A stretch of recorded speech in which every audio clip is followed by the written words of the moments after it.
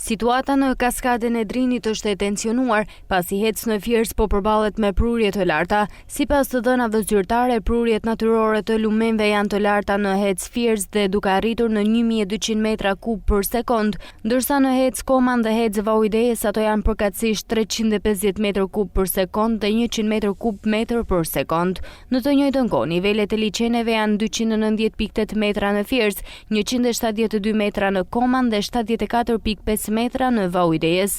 Prodhimi i energjisë elektrike vazhdon normalisht, duke arritur në 24.000 megawatt në orë.